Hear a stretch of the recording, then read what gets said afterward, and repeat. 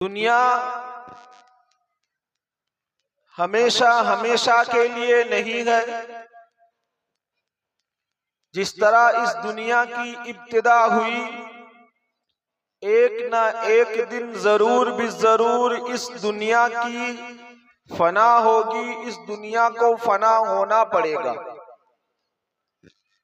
ये दुनिया दारुल अमल है और आखिरत दारुल जज़ा है। दुनिया में अगर हम अच्छे काम करेंगे, अच्छा अमल करेंगे, तो मरने के बाद जो असल जिंदगी आखिरत है, हमें उसका बदला दिया जाएगा। अगर और भी आसान तरीके से समझे तो ये दुनिया हमारे लिए इम्तिहान गाह है। जैसे एक स्कूल का पढ़ने वाला, मदरसे का पढ़ने वाला इम्तिहान के लिए तैयारी करता है, मन लगाकर पढ़ता है, फिर जाकर इम्तिहान में वो कामयाब होता है, अच्छे नंबरों से फाइज होता है। इसी तरह दुनिया में बसने वाले जो अशरफुल मखलूकात इंसान है, इस इंसान के लिए ये दुनिया जो है दारुल इम्तिहान है। अगर हम अमल अच्छा करेंगे, हमारा काम अच्छा होगा, हम अच्छे अमल को अंजाम देंगे, तो इसका बदला आखिरत में अल्लाह तबारक व ताला हम लोगों को अता करेगा। लेकिन जब हम दुनिया में आए, दुनिया की रंगीनियां देखी, दुनिया के ऐशो आराम को देखा, दुनिया की हरे भरे रंगों को देखा, दुनिया के मौज मस्ती को देखा, दुनिया में हर तरह के ऐश आराम को हासिल किया। जब हम इन चीजों में पड़ गए तो इस दुनिया के बनाने वाले, हम सबों को पैदा करने वाले, हमारा खालिक, हमारा मालिक, हमारा रब, हमने अपने रब को, अपने खालिक को, मालिक को भूल बैठे। जबकि कुरान करीम के अंदर सराहतन ये बात बता दिया गया है। अल्लाह तबारक व ताला फरमाते हैं, या अय्युहन नास इन्ना वअदल्लाहि हक, कि ऐ लोगों, अल्लाह का वादा हक है। अल्लाह से हमने जो वादा करके आए, वो वादा बिल्कुल यकीनी है, बरहक है। इन्ना वअदल्लाहि हक फला तगुर्रन्नकुमुल हयातुद दुनिया वला यगुर्रन्नकुम बिल्लाहिल गरूर, कि ऐ लोगों, अल्लाह का वादा बरहक है, अल्लाह का वादा यकीनी है कि तुम्हें दुनिया में भेजा इम्तिहान के लिए, लेकिन तुम दुनिया की रंगीनियों में पढ़कर, तुम दुनिया के ऐशो आराम में पढ़कर, दुनिया की मौज मस्ती में पढ़कर अपने आप को बर्बाद मत करो। फला तगुर्रन्नकुमुल हयातुद दुनिया, ये दुनिया भी जिंदगी तुम्हें धोखा में देगा, तुम्हें धोखा में डालने की कोशिश करेगा। फला यगुर्रन्नकुमुल हयातुद दुनिया, तुम दुनियावी जिंदगी के धोखे में मत पड़ो, दुनियावी जिंदगी के ऐशो आराम के पीछे मत पड़ो। वला यगुर्रन्नकुम बिल्लाहिल गरूर, ये दुनिया का धोखा, ये दुनियावी जिंदगी का धोखा बड़ा खतरनाक धोखा है। इस धोखे से तुम बचने की कोशिश करो। उसके बाद फरमाते हैं, इन्ना शैतान लकुम अदु, कि ये शैतान तुम्हारा दुश्मन है, शैतान तुम्हारा खुला हुआ दुश्मन है। शैतान तुम्हें दुनियावी धोखा में डालेगा, दुनियावी ऐशो आराम में तुम्हें डालकर अपने खुदा से दूर करना चाहेगा। तुम शैतान की पैरवी मत करो। या अय्युहल्लज़ीना आमनू ला तत्तबिउ खुतवाति शैतान, तुम शैतान की नक्शे कदम की पैरवी मत करो, शैतान के नक्शे कदम पर मत चलो। इन्ना शैतान लकुम अदुव्वुम मुबीन, शैतान तुम्हारा खुला हुआ दुश्मन है। शैतान ने जब दुनिया में आया, जब उसको जन्नत से निकाला गया उसने अल्लाह से चैलेंज किया था कि मैं आदम की औलाद को गुमराह करूंगा, आदम की औलाद को दुनियावी ऐशो आराम में डालकर तुझसे दूर कर दूंगा। लेकिन अल्लाह रब्बुल आलमीन ने भी फरमाया कि मैं अपनी बंदा के ऊपर रहमत की निगाह डालूंगा ताकि वो तुम्हारी धोखे में ना पड़े। लेकिन जब हम दुनिया में आए, दुनिया के ऐशो आराम को हासिल किया, दुनिया की मौज रंगीन मस्तियों को देखा, तो हमने अपने खुदा को भूल बैठकर शैतान की पैरवी करने लग गए, शैतान की इत्तिबा करने लग गए, शैतान को अपना दोस्त मान लिया। जो शैतान तुम्हारा खुला हुआ दुश्मन है, हमने उसको अपना दोस्त बना लिया। और जिस खालिक ने हमें पैदा किया, जिस मालिक ने हमें पैदा किया, जिस अल्लाह ने हमें दुनिया में भेजा, उस अल्लाह को हम भूल बैठे। इसलिए कुरान करीम के अंदर दूसरी जगह फरमाया, वमा हादिहिल हयातुद दुनिया इल्ला लइबु वला, कि ये दुनिया खेल कूद और तमाशे का नहीं है। दुनिया में दुनिया को खेल कूद और तमाशे के साथ तशबीह दिया, इसलिए कि जब खेल कूद तमाशा होता है, जब मौज मस्ती रंगीनियां होती है, ये कुछ हद के लिए होती है, कुछ वक्त के लिए होती है, ये हमेशा हमेशा के लिए खेल कूद नहीं होता।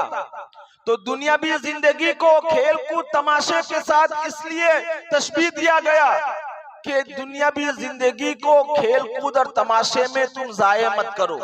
जब किसी इंसान दुनिया में पैदा होता है, जब उसको जिंदगी दी जाती है, तो वो अपनी जिंदगी को खेल कूद और तमाशे में लगा देता है, और जब आखिरी वक्त आता है तो वो अपने आप पर हसरत करता है, अपने आप को कोसता है, मलामत करता है कि हाय अफसोस, मैंने अपने जिंदगी के वक्त को, अपने पूरी जिंदगी को खेल कूद और तमाशे में बर्बाद कर दिया, अपने खेल कूद और तमाशे में अपने जिंदगी को गंवा दिया।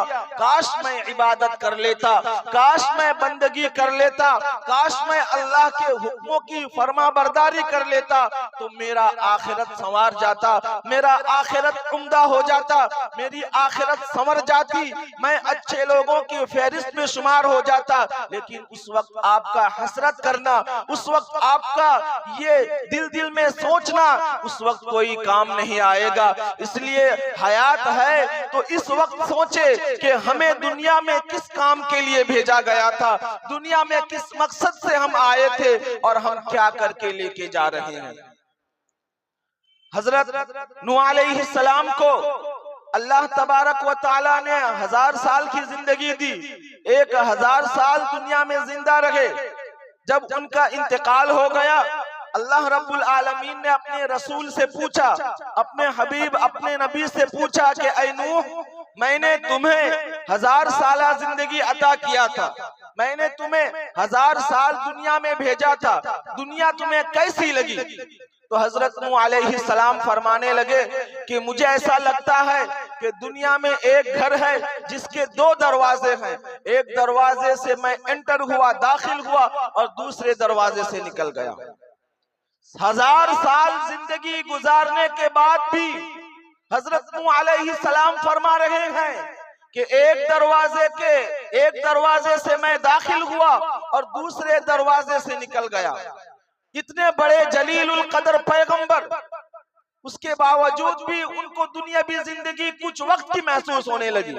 और आप 70 साल जिंदगी, 60 साल जिंदगी पर अपने आप को फख्र महसूस करते हैं, अपने आप को समझते हैं कि हमने काफी जिंदगी गुजार ली, हम काफी लंबा अरसा दुनिया में गुजार लिया। लेकिन अगर देखा जाए तो उसके नामा आमाल में 40 कोड़ी भी नहीं है, उसके नामा आमाल में नेकी नहीं है। अल्लाह के नबी सल्लल्लाहु अलैहि वसल्लम दुनिया को तस्बीह दे रहे हैं। हदीस है, अगरचे ये बात कड़वी है, लेकिन हदीस का जुमला है कि अल्लाह के नबी सल्लल्लाहु अलैहि वसल्लम फरमा रहे हैं, दुनिया जीफा व तालिबुहा किलाब, कि दुनिया एक मुर्दा जैसा है, मुर्दा शय है। जैसे कोई चीज मर जाती है, कोई जानवर अगर मर जाता है तो हम उसको क्या करते हैं? भगाड़ में फेंक देते हैं। वो कोई काम का नहीं होता, उसको हम भगाड़ में डाल देते हैं क्योंकि उसकी कोई औकात नहीं है, उसका कोई कीमत नहीं है। तो अल्लाह के नबी फरमा रहे हैं दुनिया जीफा, कि दुनिया मुर्दा शय की तरह है, मुर्दा चीज की तरह है। वह जीफतुहा व तालिबुहा किलाब, और दुनिया को तलब करने वाला कुत्ते के मानिंद है। अब लोग कहेंगे कि हमें कुत्ता कह रहा है, हदीस है अल्लाह के नबी ने फरमाया कि दुनिया का तलब करने वाला कुत्ते के मानिंद है। अब देखिए, जानवर दो तरह का होता है जो मुर्दे खाता है, एक कुत्ता है और एक कौवा है। उलमा ने इस हदीस का नुक्ता बयान किया कि यहाँ कुत्ते के साथ दुनिया के तलब करने वालों को तशबीह क्यों दिया गया। तो कुत्ता और कौवा ये दोनों मुर्दार खाता है, कौवे के साथ तशबीह नहीं दिया, कुत्ते के साथ तशबीह दिया। उसकी वजह यह है कि जब कोई चीज मर जाता है तो उसको खाने के लिए अगर कौवा आता है तो कौवा चिल्ला चिल्ला कर अपने दूसरे और देगर कौवे को भी बुलाता है, लेकिन जब कुत्ते की नजर पड़ती है किसी मुर्दार चीज पर तो वो खुद खाने की कोशिश करता है, अपने साथियों को नहीं बुलाता। तो दुनियादार लोगों की हालत भी यही है कि जब उसको कोई चीज हासिल होने की उम्मीद है तो वो खुद हासिल करना चाहता है, किसी दूसरे को देना नहीं चाहता। जिस बिना पर कुत्ते के साथ इंसान को दुनियादार इंसान को तशबीह दिया। और दूसरा नुक्ता ये बयान किया कि जब कोई कौवा मर जाता है तो उसको खाने के लिए कौवा हाजिर नहीं होता, लेकिन जब कोई कुत्ता मर जाता है तो कुत्ते को खाने के लिए कुत्ता भी जमा हो जाता है। और दुनियादार लोगों की हालत यही है कि जब वो हासिल करने की कोशिश करता है किसी चीज की, सामने वाला कौन है देखता नहीं है, भाई है, बाप है, माँ है, बेटा है, रिश्तेदार है, पड़ोसी है, दोस्त है, अहबाब है, ये नहीं देखता, वो उसको हासिल करता है। तो दुनियादार लोगों की हालत कुत्ते के मानिंद है। अल्लाह के नबी ने कुत्ते के साथ दुनिया चाहने वाले लोगों को तशबीह दिया गया। तो हम लोग किस दर्जे में गए गुजरे हैं कि हमारी हालत क्या हो चुकी है। हम किस मकसद के लिए दुनिया में आए थे और दुनिया के मौज ने, दुनिया की रंगीनियों ने, दुनिया की हालत ने हमें कहां से कहां तक छोड़ दिया। इसलिए अगर दुनिया हासिल करना है, अगर आपको दुनिया हासिल करोगे तो फिर आखिरत आपकी बर्बाद हो जाएगी। अगर आप आखिरत को हासिल करोगे तो दुनिया में भी आप कामयाब होगे और आखिरत में भी आप कामयाब होगे। बहुत से ऐसे अल्लाह वाले हैं कि जो दुनिया की कोई परवाह नहीं की, अपने आखिरत को परवाह किया, अपने आखिरत को तरजीह दिया। हम सब अमीर तैमूर ये बहुत बड़े बादशाह थे जो समरकंद के रहने वाले थे। समरकंद में इसकी हुकूमत थी और समरकंद में उनका कब्र आज तक मौजूद है। ये उस वक्त दुनिया की सुपर पावर बादशाहों में से एक था, लेकिन ये किसी शेख के हाथ में बयात था। तो अमीर तैमूर जिनका कब्र समरकंद में है, उनके कब्र के सामने उनके पीर साहब, उनके शेख का कब्र है, जो जिनका दुनिया से कोई वास्ता नहीं था।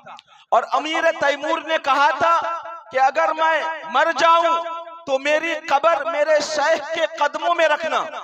तो देखिए, एक तरफ अमीर तैमूर जो दुनिया का बादशाह है और उसके सरहाने पर उसका शेख है जो दुनिया से कोई लेन देन नहीं रखता था, दुनिया से कोई वास्ता नहीं था, जो अल्लाह के खातिर दुनिया में आया था और अल्लाह की रजा और खुशनुदी के लिए दुनिया के लोगों की इस्लाह करता था, दुनिया के लोगों को नसीहतें देता था, लोगों को सही रास्ते पर लाता था। तो उन्होंने आखिरत को तरजीह दिया, अल्लाह के हुक्म को तरजीह दिया, अल्लाह के हुक्म की परवाह की, नबी की सुन्नत की परवाह की। तो जो अमीर तैमूर समरकंद का बादशाह, दुनिया पर हुकूमत करने वाला, उनके कदमों के नीचे सो रहा है।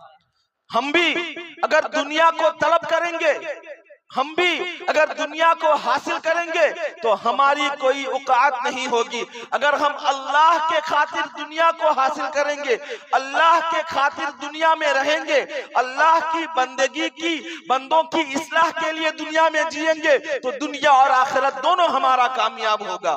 चुनांचे एक मर्तबा अल्लाह के नबी सल्लल्लाहु अलैहि वसल्लम अपने सहाबाओं के साथ से गुजर रहे थे तो एक बकरी का बच्चा मरा पड़ा हुआ था।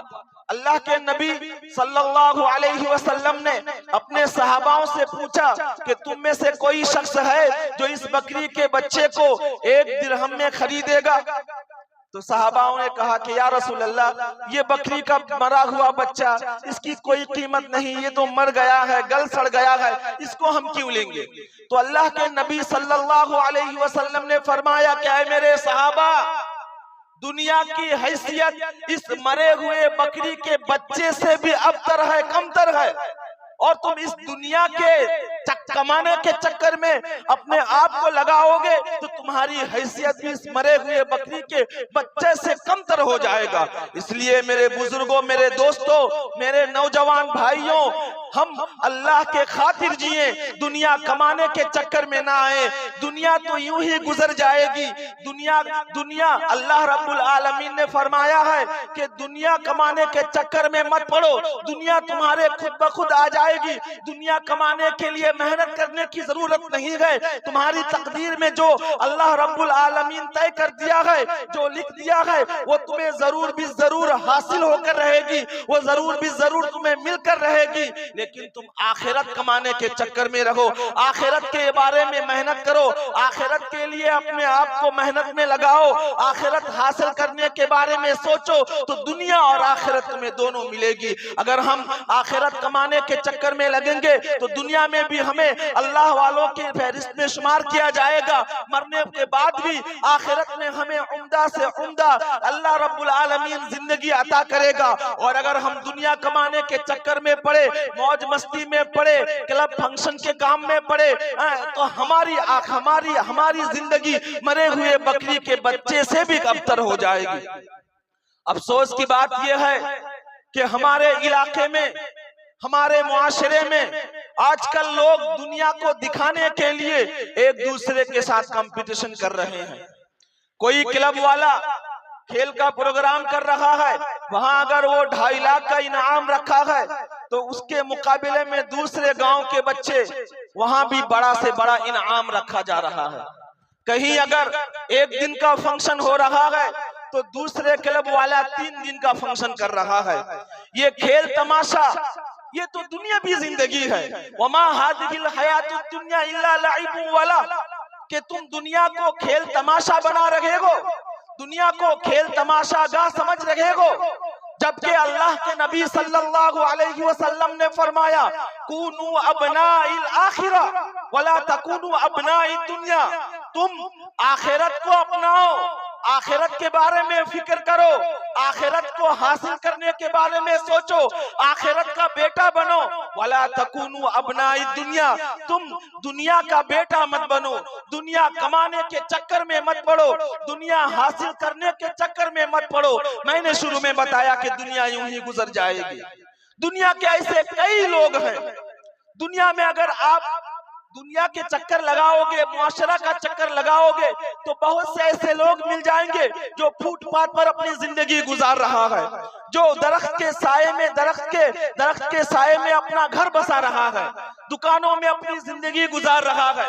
ना माल की फिक्र, ना दुनिया की फिक्र, ना दौलत की फिक्र, ना इज्जत की फिक्र, बस उन्होंने ये सोच लिया कि हमें अपना आखिरत संवारना है। चुनांचे अल्लाह वालों की जिंदगी उठाकर देखिए कि अल्लाह वाले, वो जो अल्लाह वाला बना है वो इसलिए बना है कि दुनिया को पीछे छोड़ दिया था, उन्होंने आखिरत को तरजीह दिया था, अल्लाह के हुक्म को तरजीह दिया था, नबी के तरीका को तरजीह दिया था, तो आज पूरे दुनिया के लोग उसके गुलाम बन गए हैं। चुनांचे ख्वाजा मोइनुद्दीन चिश्ती रहमतुल्लाह अलैह, ख्वाजा अब्दुल कादिर जिलानी रहमतुल्लाह अलैह, ख्वाजा फरीदुद्दीन गंज शकर रहमतुल्लाह अलैह, ये जो बड़े बड़े अल्लाह वाले बने हैं, जिनके कदमों में शाहों के तख्त भी झुक जाया करते थे, जिनके कदमों में बादशाहें आकर बयात हुआ करती थी, जिनके बातें सुनने के लिए वक्त का बादशाह भी उनके दरबार में हाजिरी हाजिरी लगाता था वो इस बिना पर कि ये बड़े बड़े अल्लाह वाले इन्होंने दुनिया को पीछे छोड़ दिया, दुनिया को तरजीह नहीं दिया,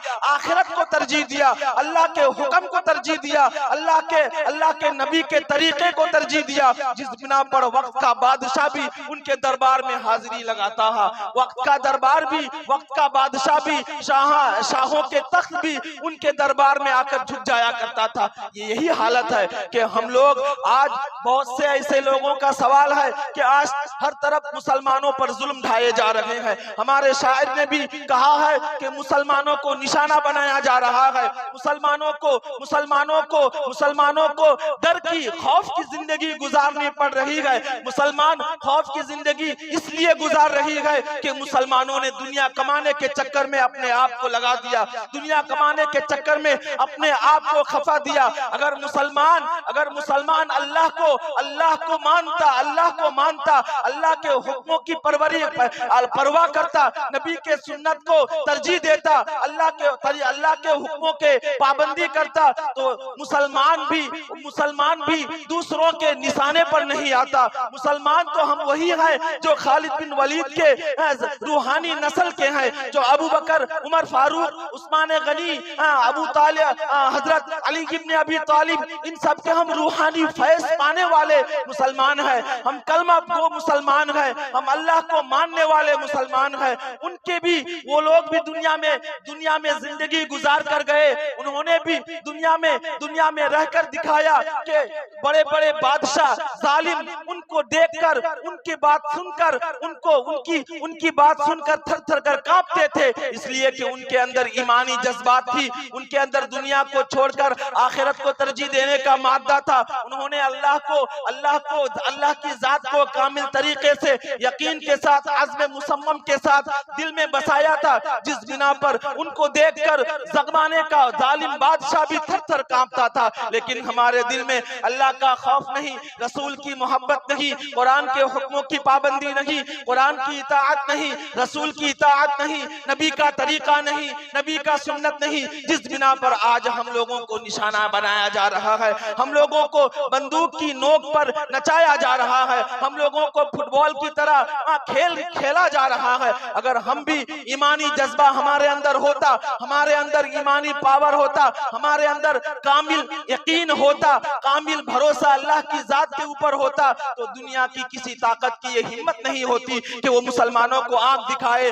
मुसलमानों के ऊपर छुरियां चलाए, मुसलमानों के ऊपर बंदूकियां चलाए। कि हम उस कौम से ताल्लुक रखते थे कि जो दरिया को पार करके फतह हुआ करता था, हम उस कौम से ताल्लुक रखते हैं जो जंगलों में शेर को भी अपना गुलाम बना लिया था, हम उस कौम से ताल्लुक रखते हैं। ऐ मुसलमान के नौजवानों, ऐ मेरे भाइयों, ऐ मेरे दोस्तों, मेरे बुजुर्गों, ऐ इन क्लब के मेंबरों, आप लोग ये पूरा मुकम्मल इरादा कर ले कि हमें दुनिया में रहना है दिलेर कौम की तरह। अगर दिलेर कौम की तरह, बहादुर कौम की तरह अगर हम जाबाज बनकर दुनिया में जिंदगी गुजारना चाहते हैं, तो हमें आखिरत को तरजीह देनी होगी, अल्लाह के हुक्म को मानना होगा, अल्लाह के नबी के तरीका को मानना होगा, कुरान के नियम कानून को फॉलो करना होगा। अगर हम कुरान के नियम कानून को मानेंगे, हमारे दिल में ईमान होगा, हमारे दिल में यकीन होगा, हमारे दिल में रसूल की मोहब्बत होगी, तो हम भी कामयाब होंगे, हम भी, हमारे पास भी